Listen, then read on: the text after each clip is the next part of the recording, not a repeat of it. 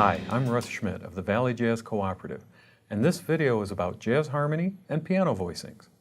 The focus of the video is actually twofold.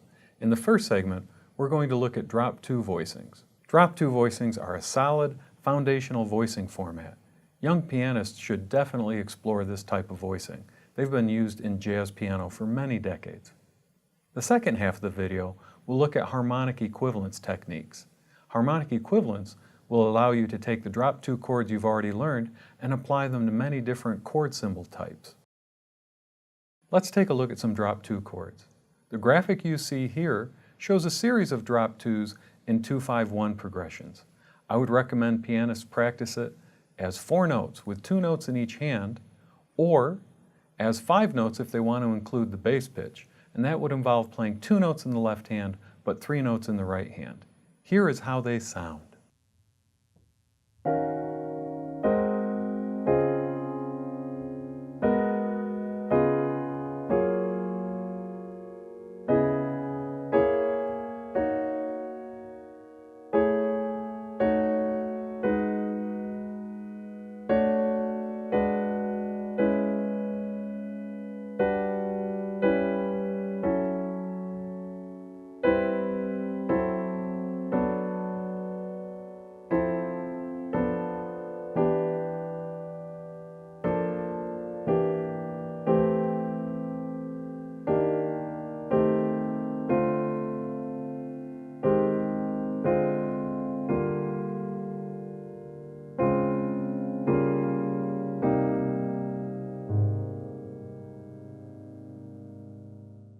And here on this graphic, we see alternative voicings also in drop 2 format.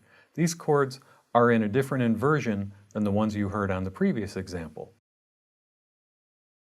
To find complete printouts of all these voicings, please go to valleyjazz.org and look for the educational resources. You will find a PDF file there including all these drop 2 voicings. And here's how these drop 2 chords sound.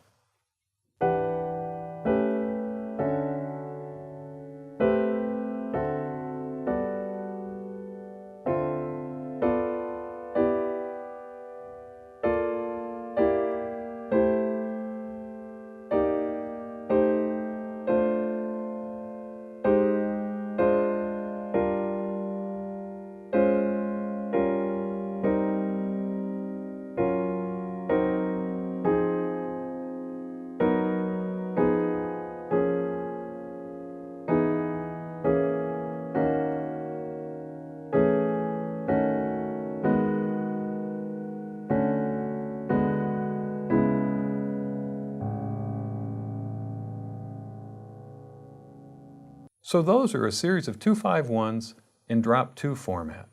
Once jazz pianists have begun to master that, they can reuse those voicings for other settings thanks to harmonic equivalence. Harmonic equivalence allows pianists to reuse voicings for different chord symbols, expanding one's harmonic vocabulary without even having to practice more at the piano. Harmonic equivalence is more a matter of mental acuity, that you understand one harmony is similar to another, that a voicing you would play for C minor 7 is also good for E flat 6, or even for A flat major 9.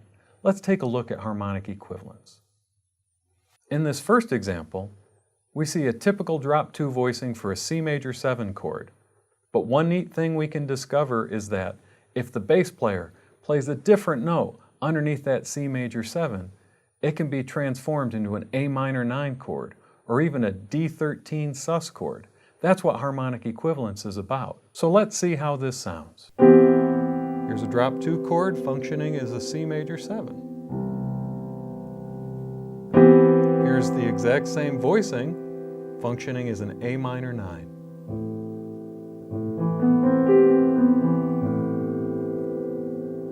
Here's the exact same voicing functioning as a D13 sus.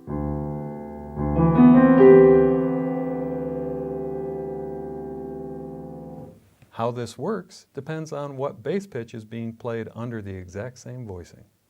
So in those examples you see that the exact same 4-note voicing can work for 3 different chord symbols depending on what bass pitch is being sounded. Why is that helpful? It's helpful because from a muscle memory standpoint, the pianist doesn't have to practice every single chord symbol out there in all 12 keys with all 4 drop 2 voicings. No, instead, the exact same voicing can be used for multiple chord symbols, so it's more a case of having your brain sharp enough to remember that the voicing you played for C major 7 also works as the voicing that would sound great as A minor 9. Let's take a look at the next example of harmonic equivalence. In this next example, we see a typical voicing for C minor 7. Again, it is in drop 2 format, but depending on what bass pitch is played underneath it, it could also work as a major 6th chord, a major 9th chord, or even a sus chord. C minor 7 in this case would be equivalent to E flat 6, A flat major 9, and F9 sus. Let's see how these sound. Here's a solid voicing for C minor 7.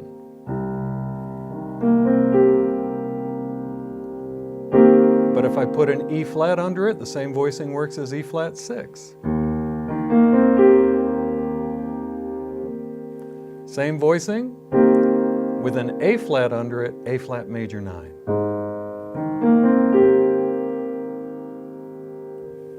Same voicing with an F under it, F9 sus.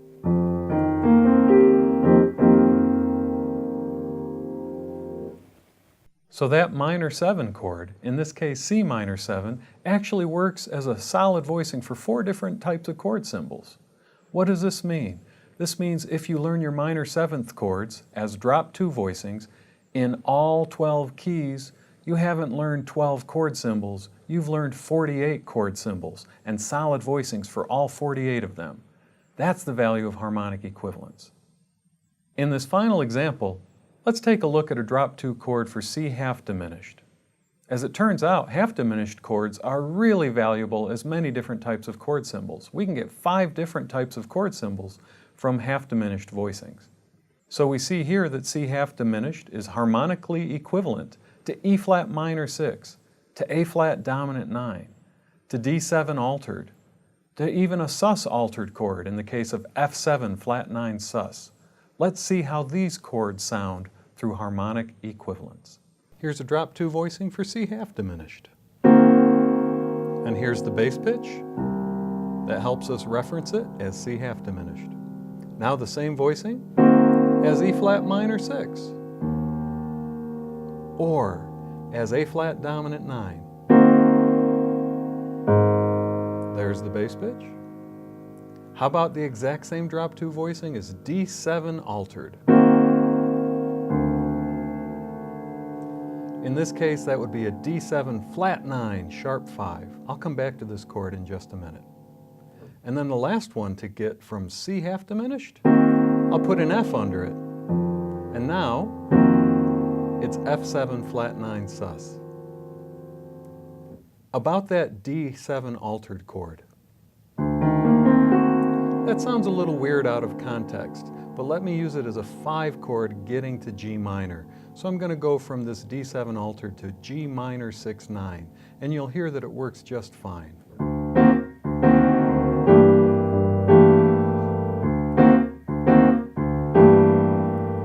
And how about I go back to that A flat dominant 9 chord, the exact same voicing now, we'll want to push to D flat major 7. Let's hear that.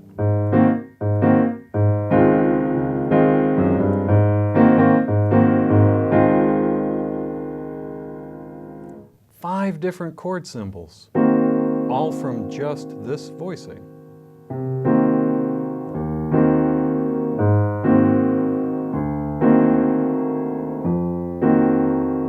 That's harmonic equivalence. So with those half diminished chords, like the C half diminished chord I just started with, you get 5 different types of common chord symbols. If you learn your half diminished voicings in all 12 keys, you'll actually have learned 5 different chord symbols in all 12 keys. So that's 60 different chord symbols that you have solid voicings to. But again, this is more a matter of mental acuity, being sharp and understanding what chords are equivalent. That way you don't have to do quite so much muscle memory and learning everything at the keyboard itself. So developing solid voicings, like drop 2 voicings, and understanding harmonic equivalence would be two of the primary things young pianists should work on in developing their ability to read from chord symbols in big band charts. I hope this video on jazz harmony and keyboard voicings has been helpful to you, and I thank you for watching.